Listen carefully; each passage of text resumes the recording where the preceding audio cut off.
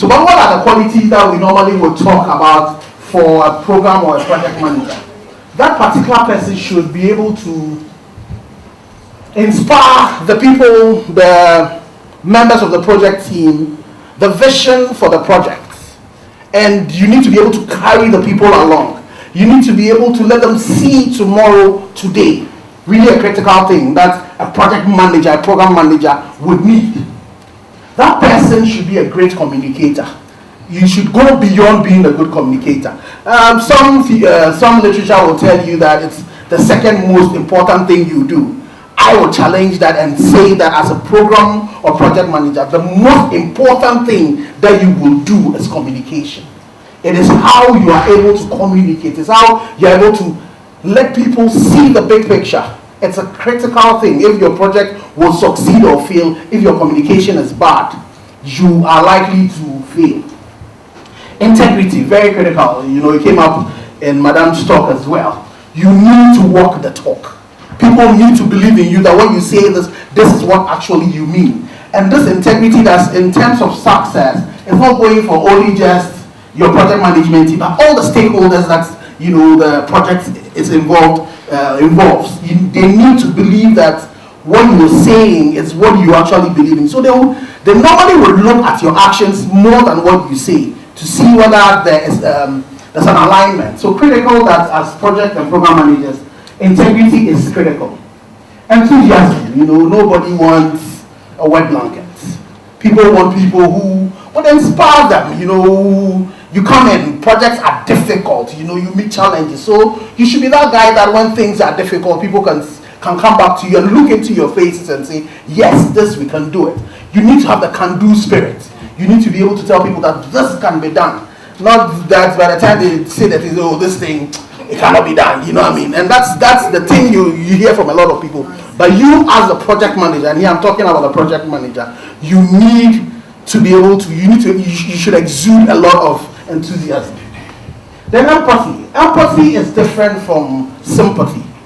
You need to empathize with people. You need to be able to walk in the shoes of the other person, and this one comes in a lot when you start looking at you start doing your stakeholder, analysis and engagement. Most of the time we don't do that. So you find out that most of us as project managers, we focus on the outputs. We focus on the deliverables, forgetting the outcomes. As managers, that's what so you've been given to build the road. So all you're doing is building the road. So as you're doing your stakeholder engagement, your focus is basically on the deliverables you've been given, the time you're supposed to deliver it, the scope of your project, and then the budget. That's your, we don't look beyond the outputs, the deliverables, and the outcomes. But as you empathize, empathy will lead you into looking beyond just the outputs and looking at the outcomes. We will get there. Then competence.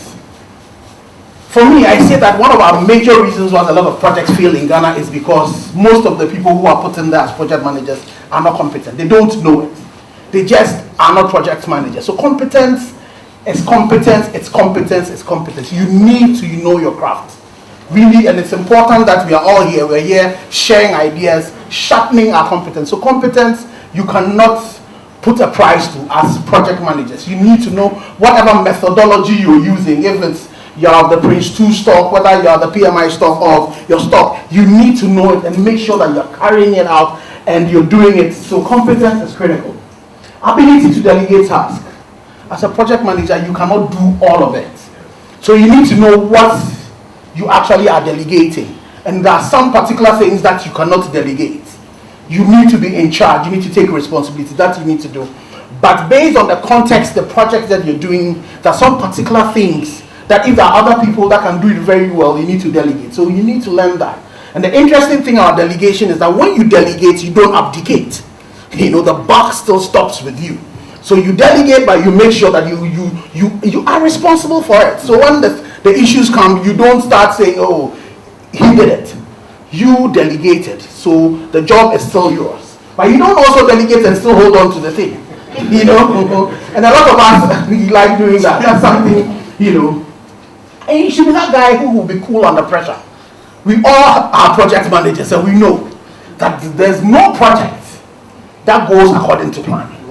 You know, if you have any project that is going according to plan, then there's something wrong. That is even a problem. You know, that is even a problem. If you are, it just means that you're not moving fast enough. Or at the charter stage, you know, I don't know which project will go. So you should be that guy that when your project management team are having issues, they come to you, and you don't also seem, you know, ruffled. You know what I mean?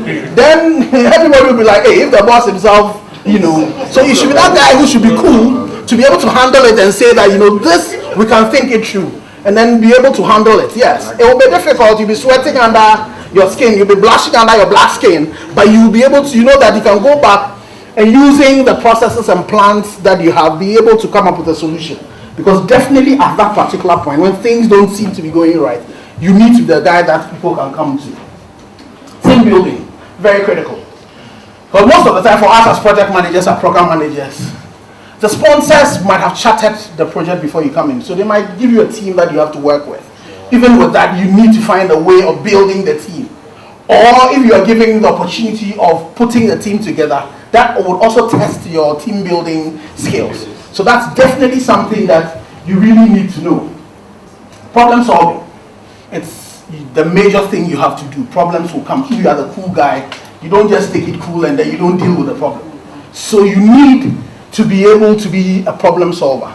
As project managers, you might not be the person who do the solution of all projects, because a project manager should be able to work on a project no matter what the technical competencies that are required, because you don't need to know engineering to be able to manage a good engineering project. Neither do you need to know something that is a service thing that you know, I mean, thing to be able to manage it, because the basic things that you need to do are the same.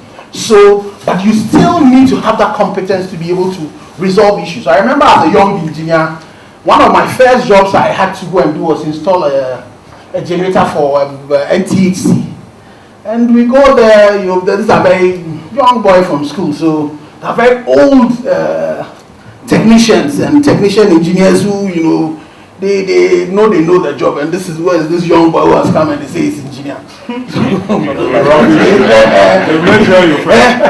go to the place and they put the generator down, they do the connection, and they say, oh, hey, chief, now it's left to the engineering bit too, so we finished our bit. And we connect the thing, and then the thing will go off. Fortunately for me, it was close to 12. So I said to them that, you know, let's all go to break. Thank God it was a mobile phone. Thank God it was a mobile phone at the time. So I took the mobile phone and I called one of my seniors. That's why apprenticeship is important, and humility to learn is important. Yeah, so he shows me the ropes. I come back. They are on break. So I tried the thing. I tested. There was something, some button I needed to turn. So the problem that was happening was that the voltage that we were getting was in between what had been set for the generator. So it was not really seeing whether it was off or on. So I needed to test what voltage ECG was giving us or MPA was giving us, and then be able to set it. So I did okay, the thing tripped, then I did it, the thing worked, then I turned it off. Then I went for lunch as well. So I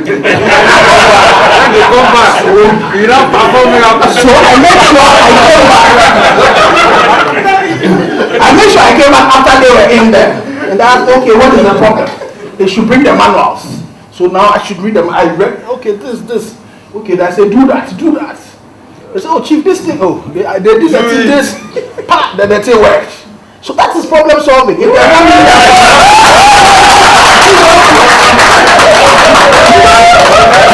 to know it all. You know? You don't need to know it all, because you just need to know where to go for the solution for it.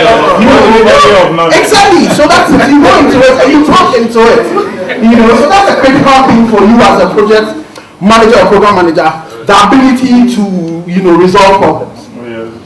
So you need to get all of this to be a good program or project manager, and you need these ingredients to make projects successful.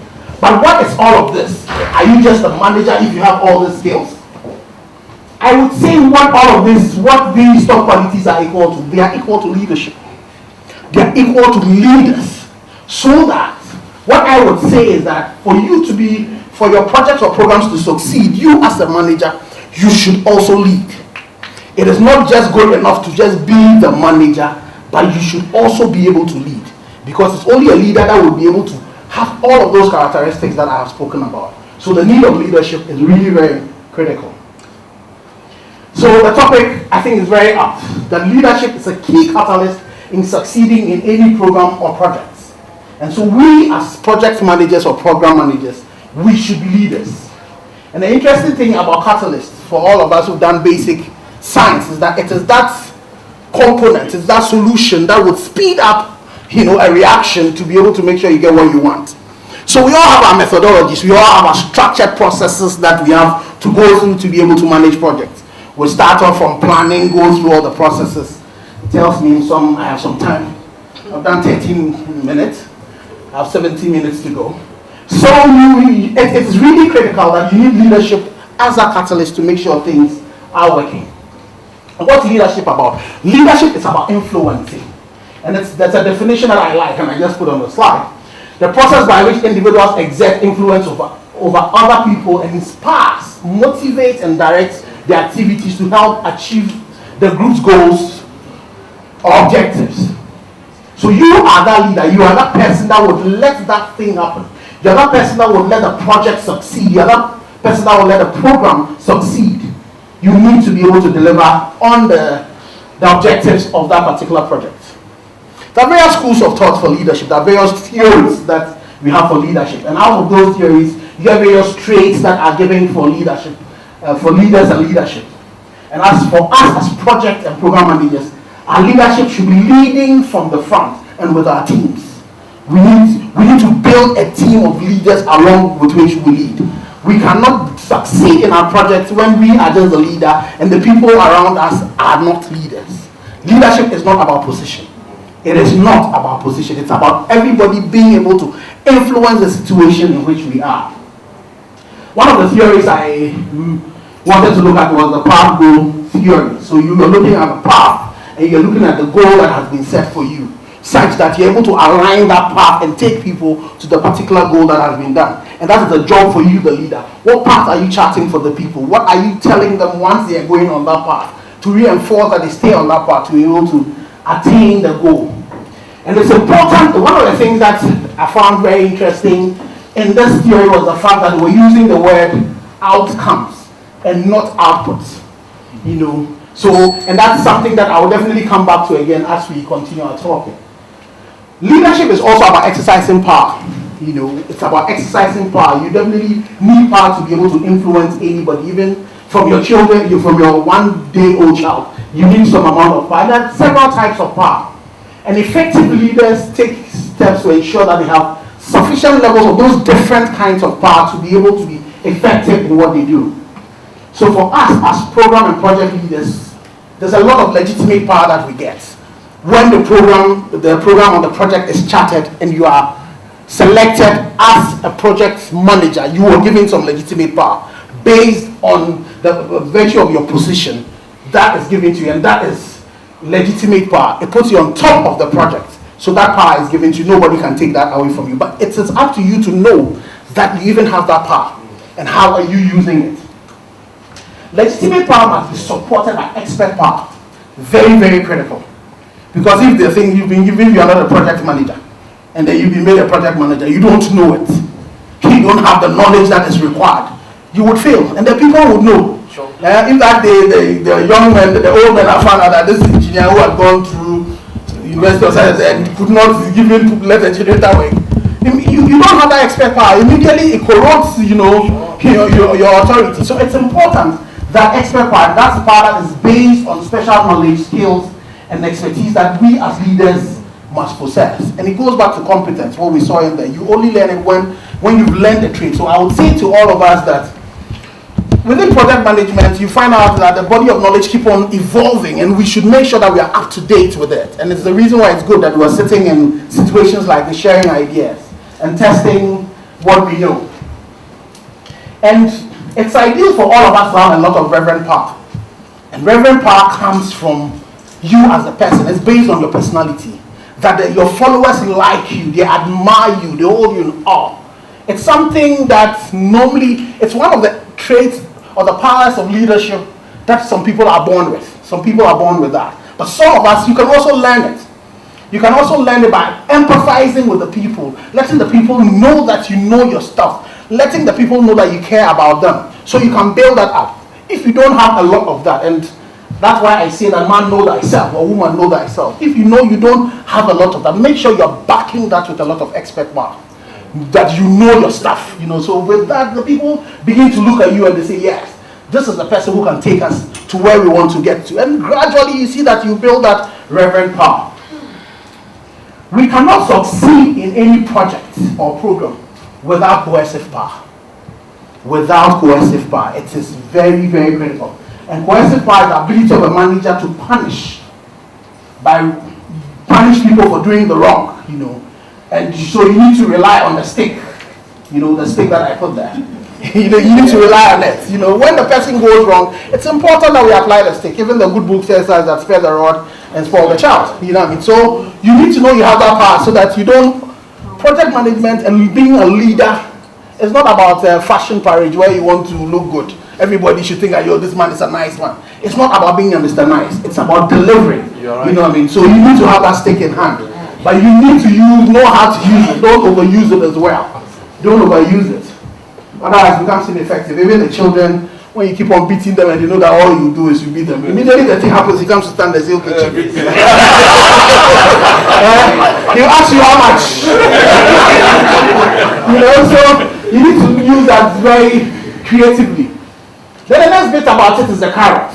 The carrot. It's important to also, as you're holding the stick in one hand, hold the carrot also in the other hand, So that we normally would call the reward power.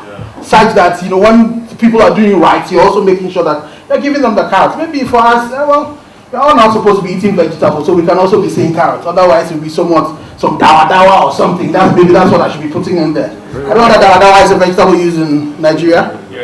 So I'm just saying that we like doing these things and using things that are foreign to us. Okay, so it's important that we do a balancing of that. And also as a leader, it's critical that you don't use the carrot in the wrong way.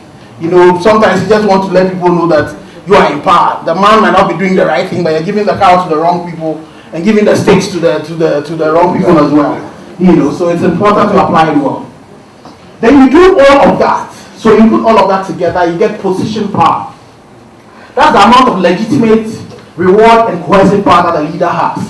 So that is position power. So you want to ensure that by virtue of being a project manager, you have put all of that together and you're able to use that to the good of the project. And that all of that, you should make sure you are backing that up with expert power, and that one is very critical.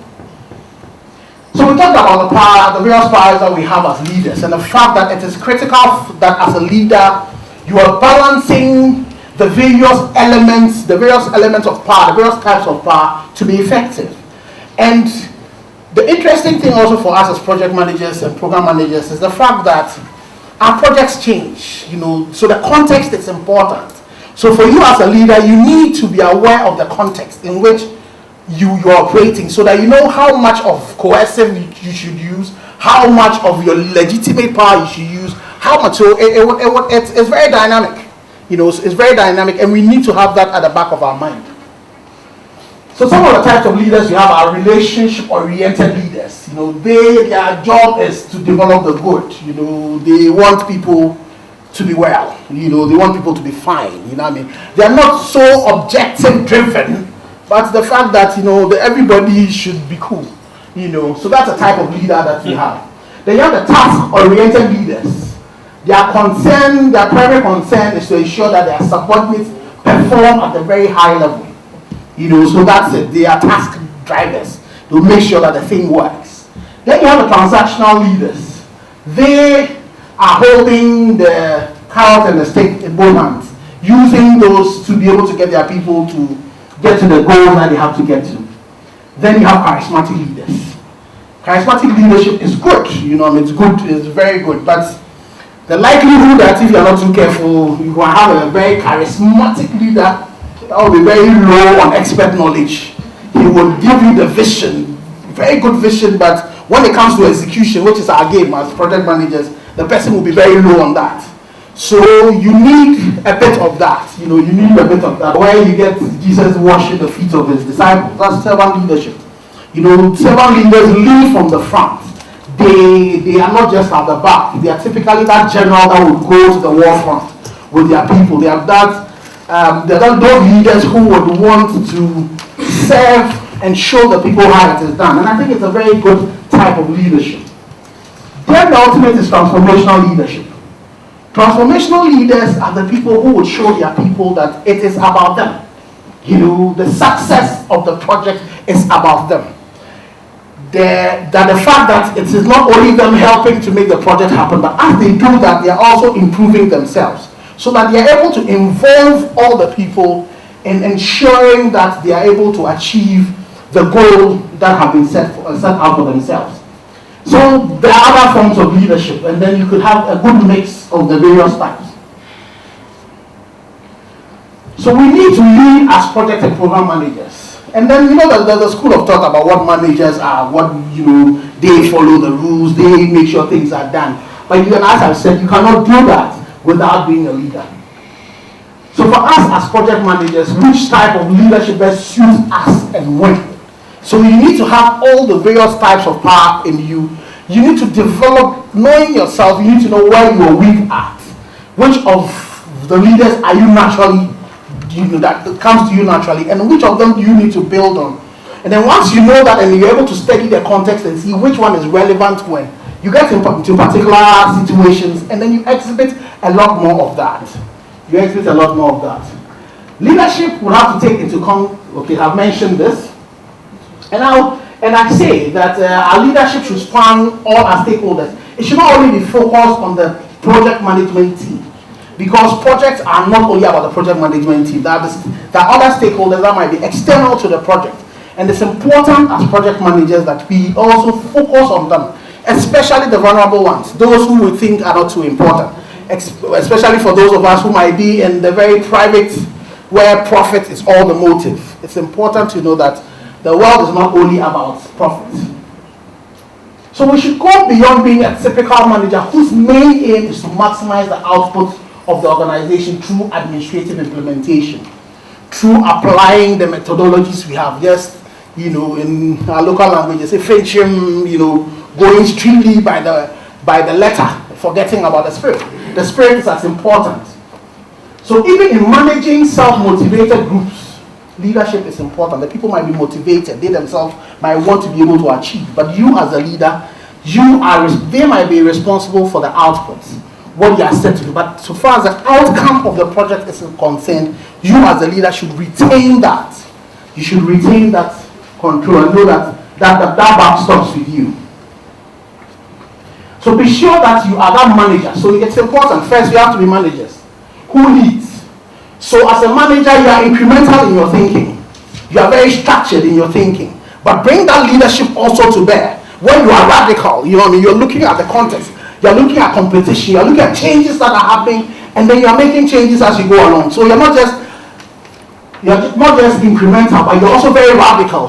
What is it that will work? So that you make sure that you make sure that you do the right things that are right. Managers do things the right way. Leaders do the right things. So make sure you can combine them. So in doing the things the right way, make sure that the things that you're doing are the right things. And that is the catalyst to success for your projects. Even as we follow the various project management methodologies, we are mindful of the context and the changes that competition brings and are focused on the outcomes. When I talk about outcomes, I'm saying that, so you have a project, you're supposed to build a road. So you build the road, and so what? And so what? That's a question that most of us as project managers, we do not ask.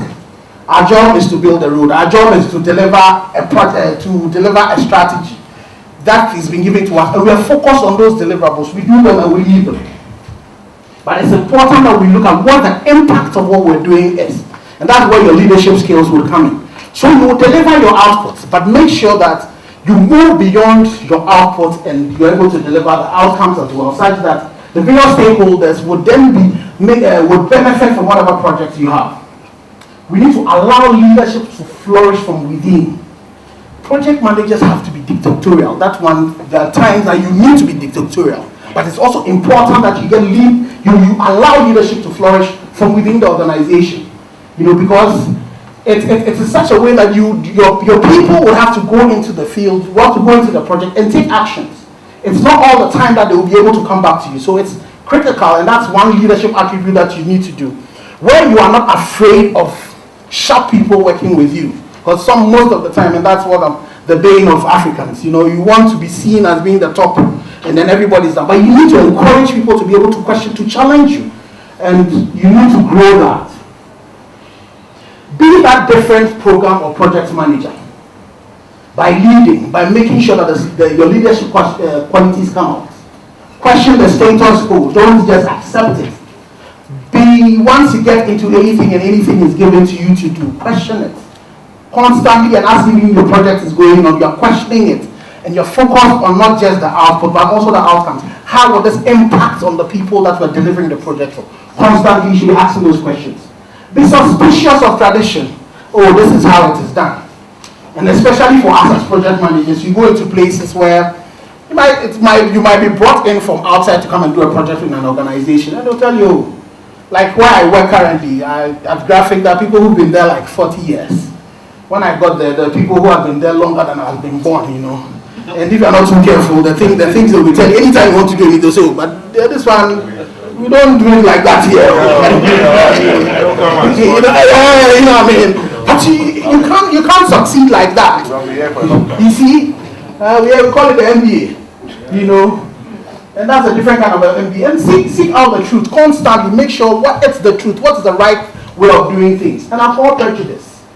That's what happens a lot for us, also as project managers. You might go into places that are foreign. You might even be completing all your country, and you're supposed to go and lead a project, and you need to don't go with any set mindset. You need to clear your mind and make sure you're taking decisions that are based on facts, and be innovative. Innovation is the thing. You need to create your future today. If you wait for the future to happen, you'll be too late. So be innovative. 30 minutes is up, not sure. Then interestingly, another thing about leadership is the fact that loyalty. Loyalty is critical. And you find, I am a student of war. I like reading war books. You find out that the generals that people will die for, that the troops will die for, are the generals who show that they care about the people. If your project management team don't think that you care, even external stakeholders, if they do not think that you care about them, they won't die for you. They won't sacrifice for you. That is why if you're doing a project in the Delta River, they will attack you because they think you are just going to come and take the money and go out of it. If you've been given a project to do somewhere in the oil finds that we have in Ghana, and then people think, oh, this man is just coming in to go, you are the first person to act. If there's a problem, they will not take the bullet for you. But once your team people know that you care about them, you find out that they would want to protect you. So if you are just purely a manager who is just there to achieve your output, you find out that you will not get their loyalty. Take the blame when things go wrong. That's you as leader, not saying, okay, I delegated, you did it. So when they say, oh, Mr. B that I gave the job to, or Miss C that I gave the job to, take the blame when things go wrong. And celebrate group achievement, even the small ones. You are in for the war. The war is the long one, but there should be battles in the side that when some of those little battles are won, you use that to encourage them to be able to go forward. So it's really critical. And give credit where it is due. Be that manager who is observant and sensitive to the needs of the people. It's not only just the work. People have their soft side, and be mindful of that as well. Use your legitimate power as project managers to get obedience, and then use your leadership skills to be able to get people to follow you.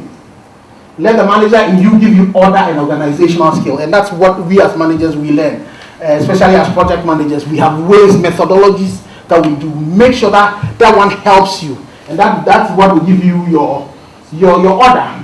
But then the leadership will help you to focus on the vision. Have an eagle-eyed vision so that you can see beyond the project even by the time you're starting it, and combine that with being a manager.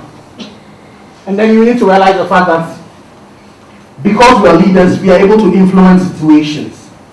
We are responsible for the projects. We are responsible for the outcomes. We are accountable. We focus on more of the outcomes and not just the outputs.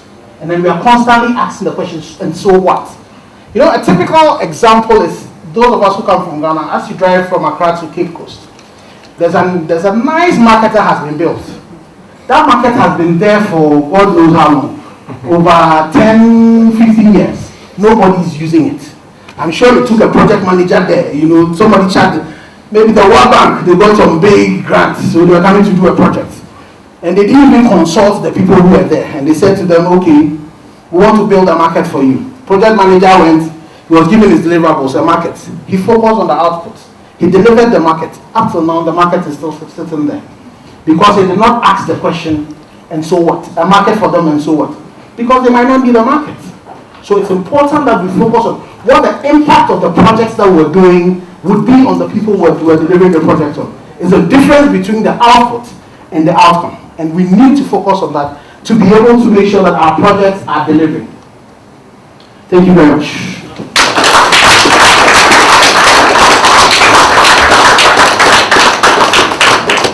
That's 33 minutes. Yeah, that's a wonderful. Very big. That's a wonderful one.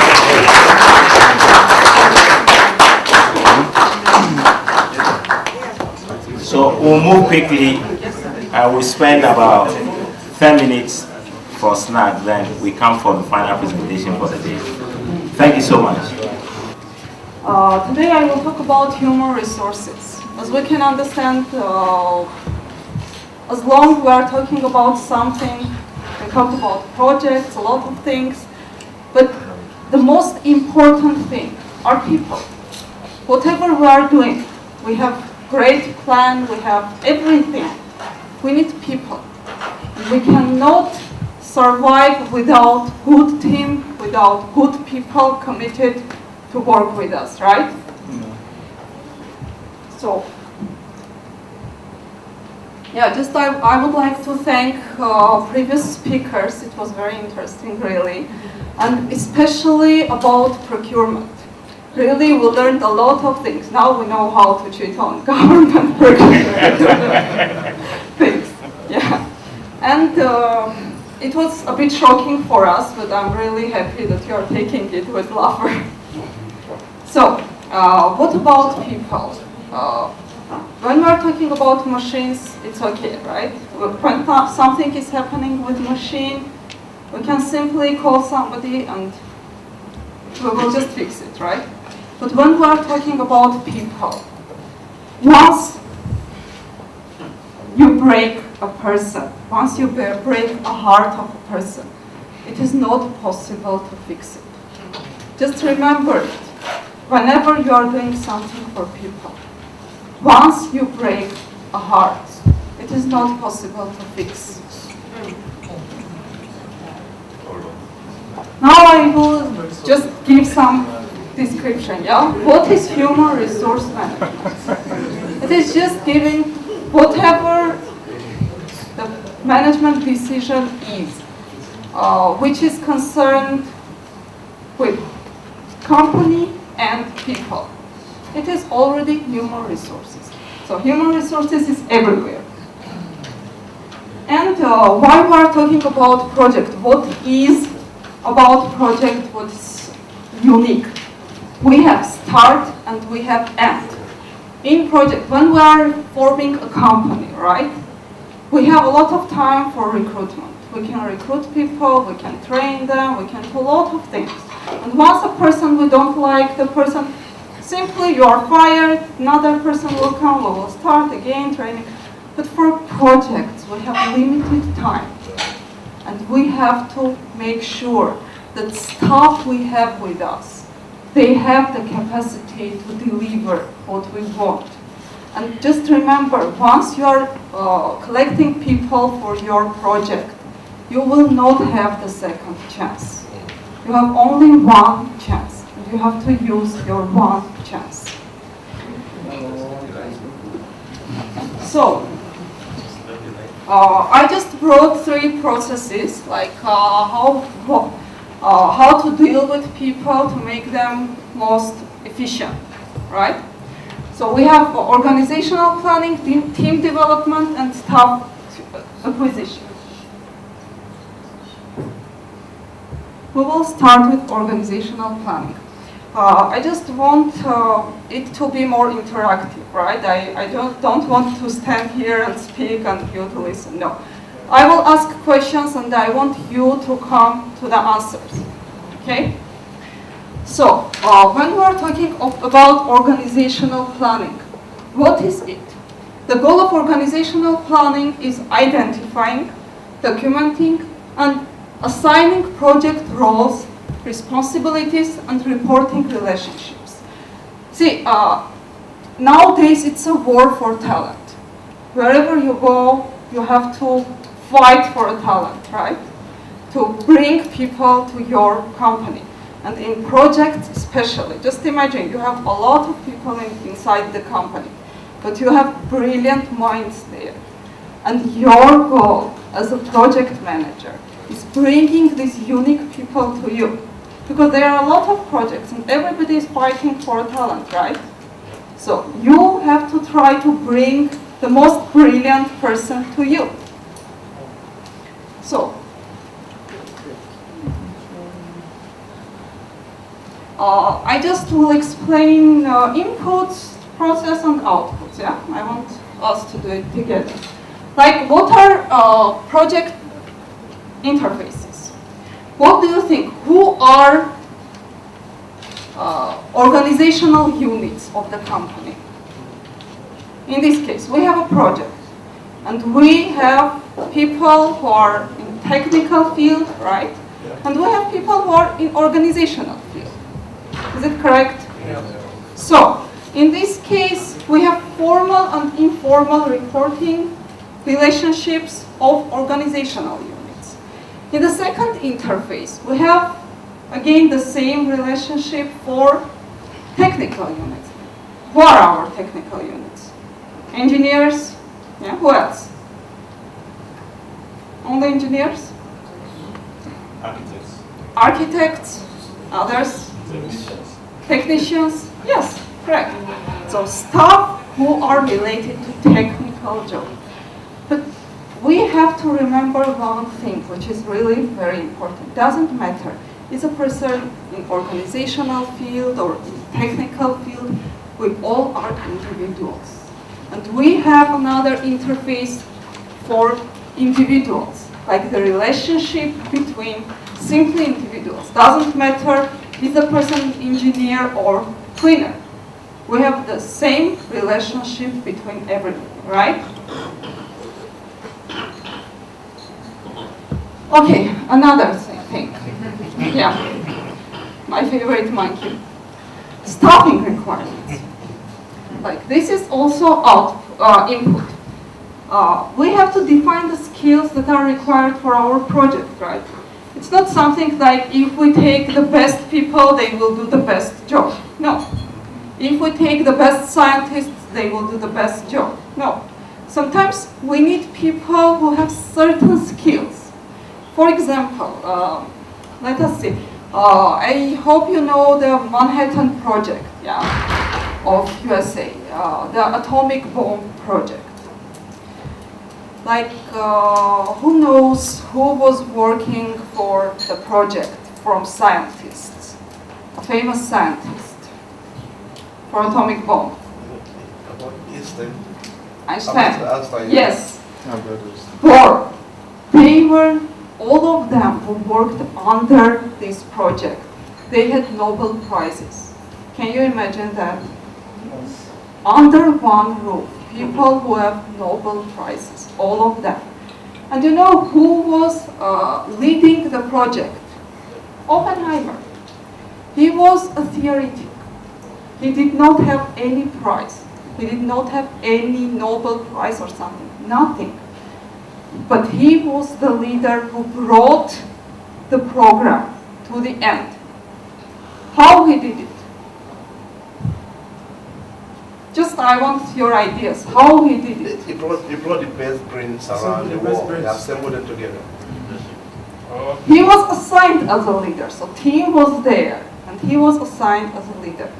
When I was doing my PhD and we did a scientific research on what actually delivers the best result. Yeah, we were thinking that if you are talking about the scientific projects, it is something different. When you are talking about business project, it is something different. When you are talking about engineering or architecture, it is something else. What do you think? Is there a difference or not? There's a difference. Other opinions? In managing them? I think in project management, Yes. There's we are no talking. different. It's the same principle. One principle can be applied to all of them.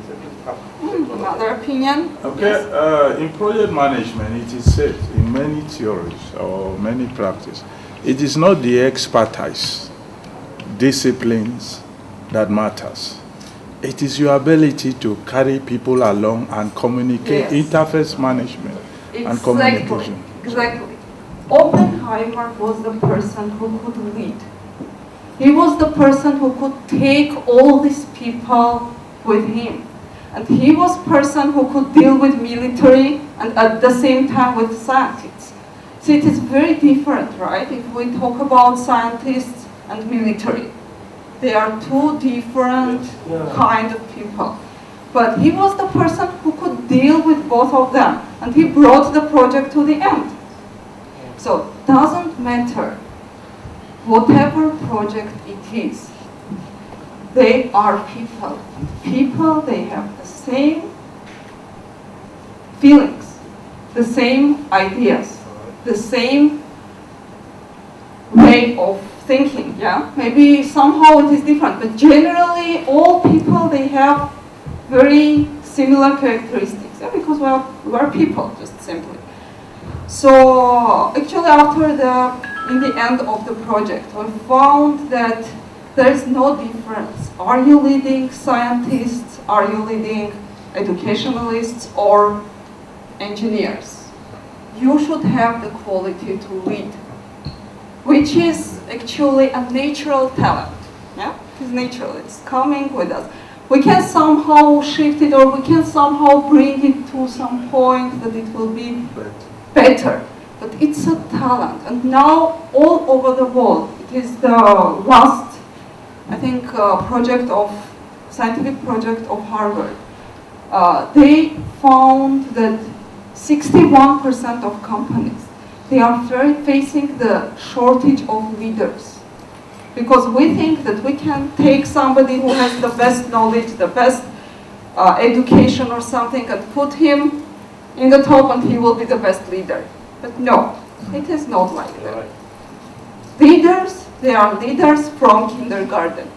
When you go now to kindergarten, you will see the leader there. Yeah. And even there are some companies who are doing it, you know. They are going to primary schools, finding the leader, and taking the person to the path that the person will be, in the end, their leader.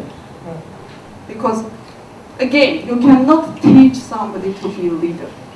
The person has this ability to be, or the person doesn't have it, right? Okay, I talked a lot about this. Then, there are, of course, limitations, yeah, in this case. Organizational culture, organizational structure, collective bargaining agreements to contractual arrangements. Now I want to ask a question. What do you think? What is better, to have collective agreements or individual contracts with your team members? What do you think?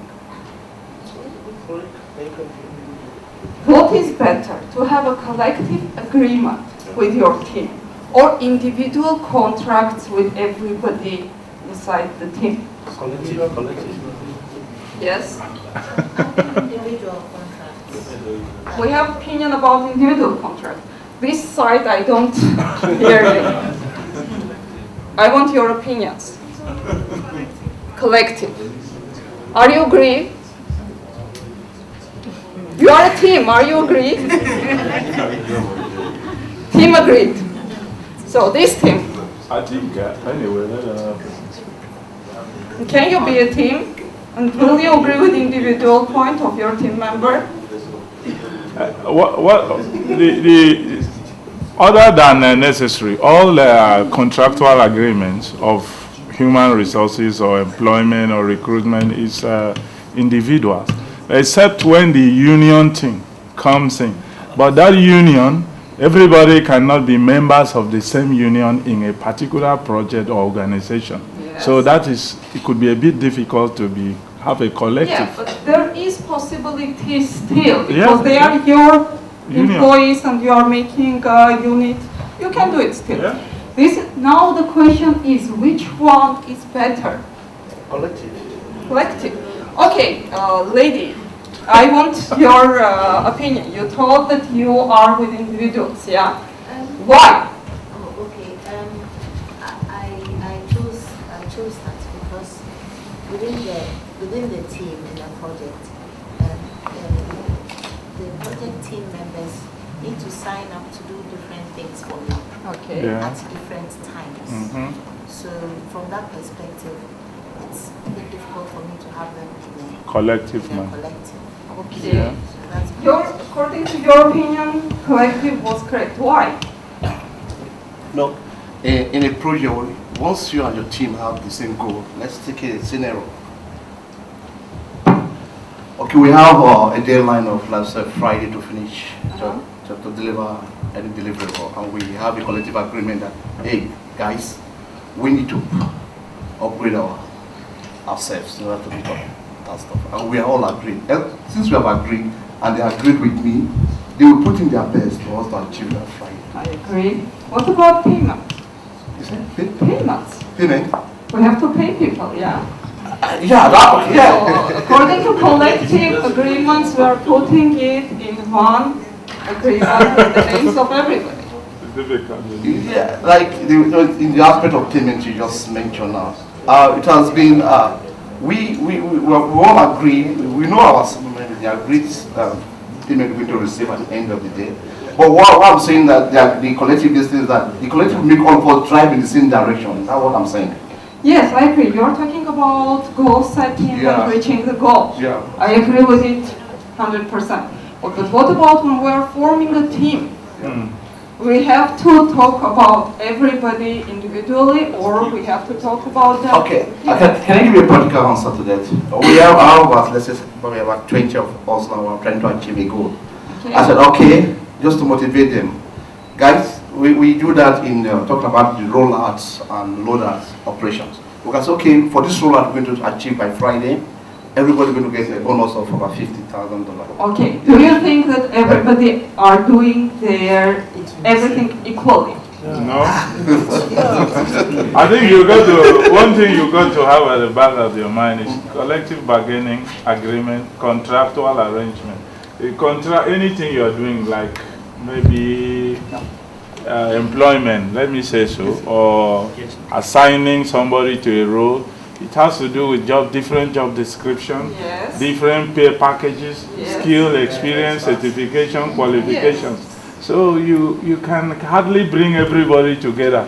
This is what I agree with you. If I say that you are going to earn the same as maybe a doctorate candidate, it will be wahala. Sorry, I think I'm getting I'm picking it after they have been employed. That's why I'm picking it up. He was thinking about. They have been employed. Employed. They have been employed. It's a team now. In this stage, we are employed. Okay. Whatever it is, I wanted you to come to the point that whatever it is, we are dealing with individuals. Remember it. We are dealing with individuals. Yeah. Doesn't matter. Is it the person who works in construction? Is it a laborer? Is it a cleaner? Is it a scientist? Just take them as individuals. Okay. Otherwise, you cannot commit them to your company. Just take for yourself, yeah? If somebody, your employer is coming to you and telling you that, okay, this group, you will do this and you will get this salary and something like that. If there is some bonus, you will get it. You want to be individuals. Everybody in this world, we want to be individuals, right? Okay. Okay, for this point, you can use some, if you had similar projects, you can use some templates for job descriptions. You will choose which practices you are going to use for your project. HR practices. And just remember one thing. Whenever you are thinking about your HR practice or HR delivering or something, just make sure that all stakeholders, you can meet their needs for all stakeholders. Doesn't matter. Is it a person who is owning the company, or is it the person who works with you? Just make sure that you will meet the needs of all stakeholders. Okay? Okay, what is the output? Yeah? Output in the end of this phase, organizational plan. We are getting the roles and responsibilities. Like what kind of roles are involved in our project, and what are the responsibilities for everybody, right? Then, staffing management plan. We are taking a staffing management plan. Now we know what kind of people we need for our plan, for our project. We know what kind of skills and capacities we will require to deliver our project, right? Yeah. Now we have to go and see, like, yeah, I will talk here about dead times, yeah? Once, you cannot be sure that everybody works inside your team always. There are some jobs that, like, if this person is under my team today, tomorrow this person can be under another project. Yeah. So just make sure that you can take everything from the person before letting the person go. And make sure that you will not have dead times. Use your people, brains, as much as you can in very short period. And of course, in the end, we will come up with the organizational chart where we will see the reporting responsibilities. Then, I wrote here supporting details. Yeah. Now I want to ask you about trainings. What do you think? Are trainings important for our projects or not? Very important. Another question. Are we able to give all required trainings to our staff?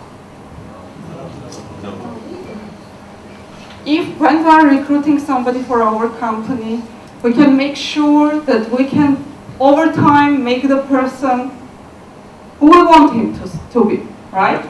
We can give some trainings with the person will work with experts, and after some times the person will be exactly who we want to see there. But if we are talking about a project and we have limited time, we don't have this choice. There, of course, we are giving some trainings, we will do it, but once we are recruiting for a project, just make sure that the person has skills, because you cannot spend much time in improving a person. No, it is not possible. But you can take a person who has certain skills and give some small training, and the person will be okay, right?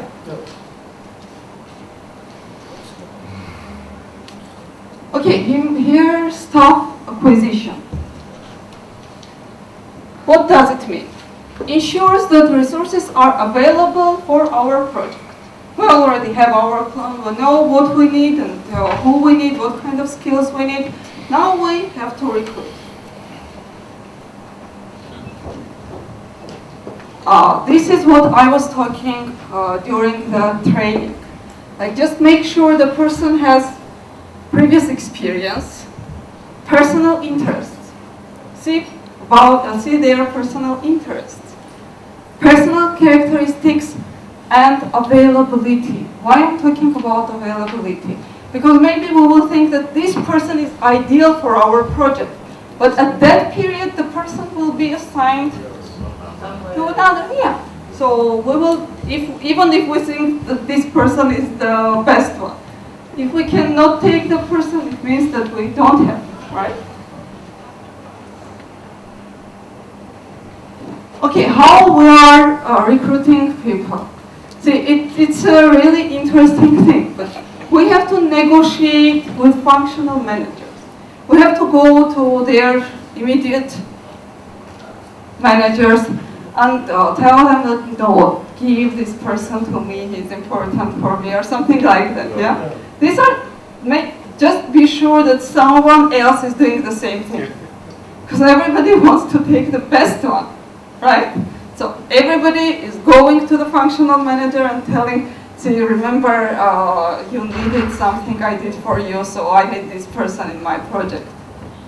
It is always like that. Yeah, competitive proposals. And people also, see, if you're not doing competitive proposal to a person, the person will go to someone else. And of course, procurement. In the end, there are some cases that we will not be able to find all skills inside the company. And sometimes we are calling consultants, sometimes we are outsourcing, sometimes we are doing external recruitment, something like that.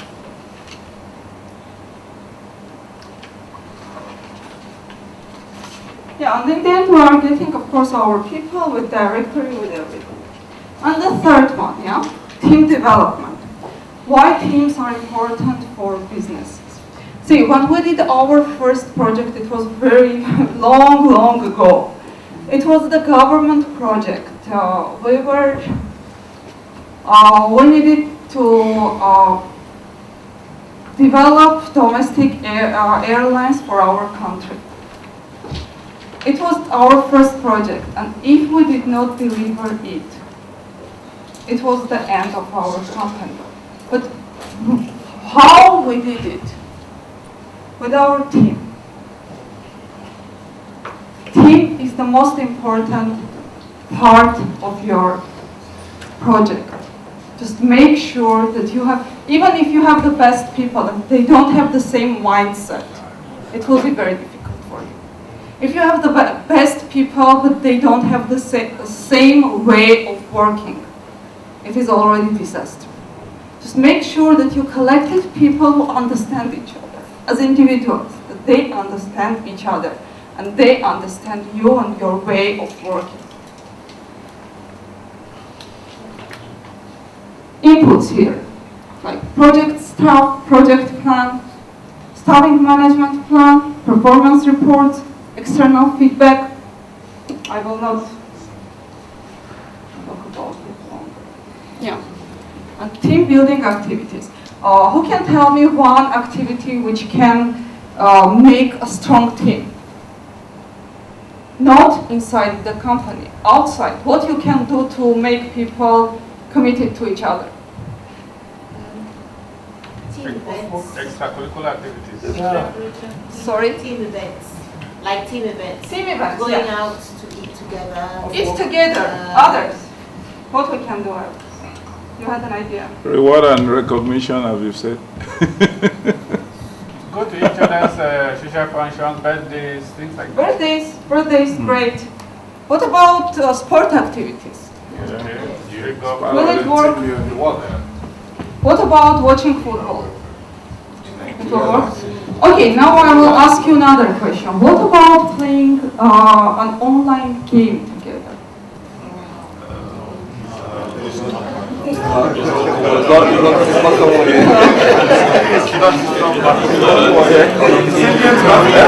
Okay, you don't like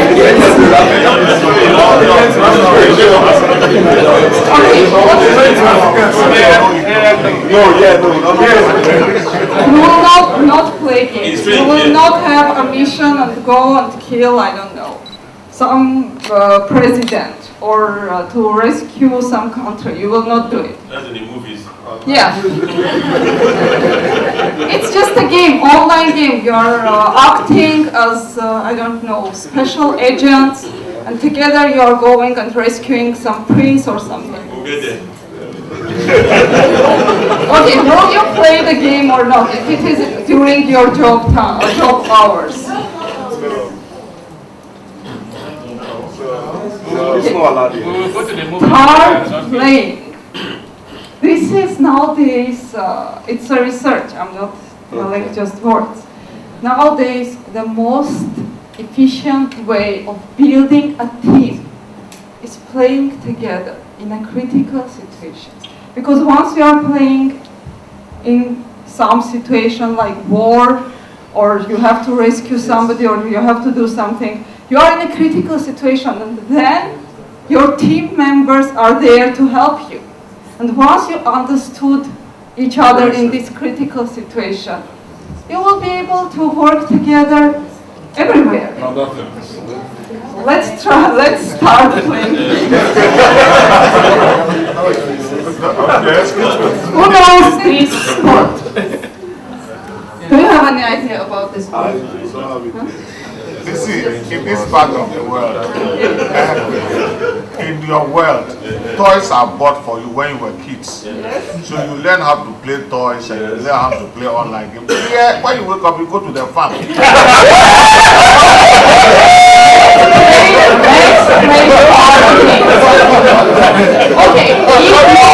if you have an online farm and you have a target, and you have to reach your target.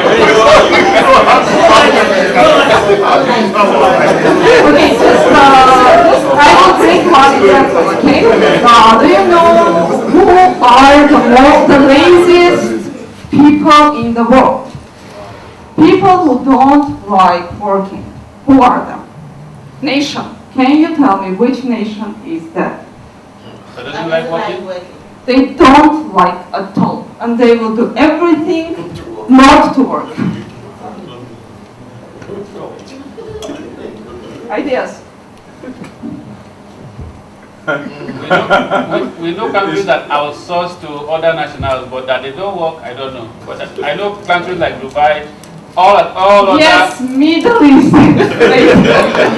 These are people, Arabs. They are people, there is a saying, Middle East people, they are saying, Japanese people, you know, they are the best. They are telling that if somebody can do it, I have to do it. Yes. If no one can do it, I have to do it. Middle East people, they are telling, if everyone can do it, let them do it.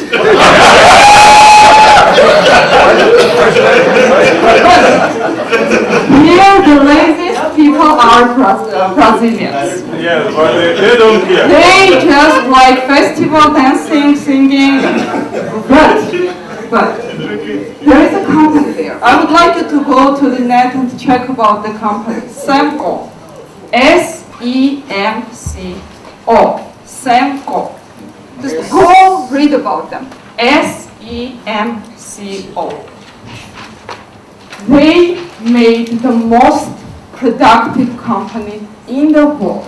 Inside Brazil. Inside Brazil, with their people. Wow. Can you believe it? Yes. They did it. And turnover of the company is 1%. Labor turnover is 1%. Which means people are never leaving the company. And the 1%, they simply, I think, die. Nothing else. They never leave the company. So when I was starting my research, I was thinking that management problems, battery is low. The Apollo project is about. The project of NASA, Apollo. It is about flying to moon.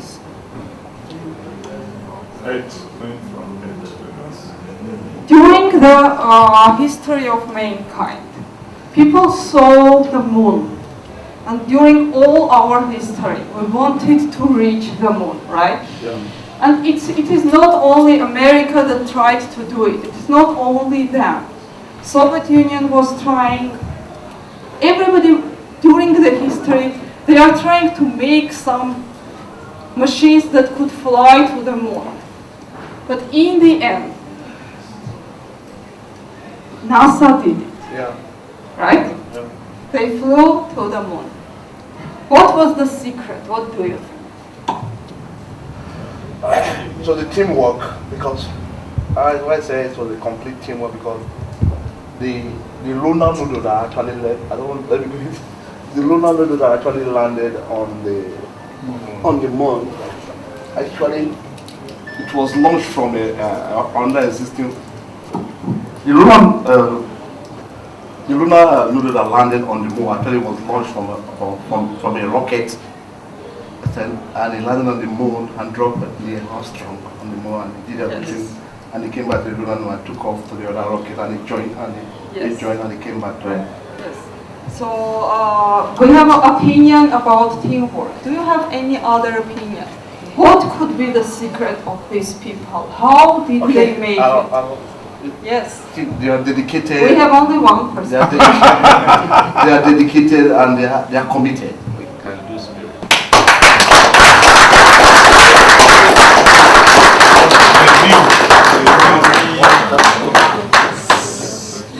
Thank you. I mean, thank you. That's a fantastic one.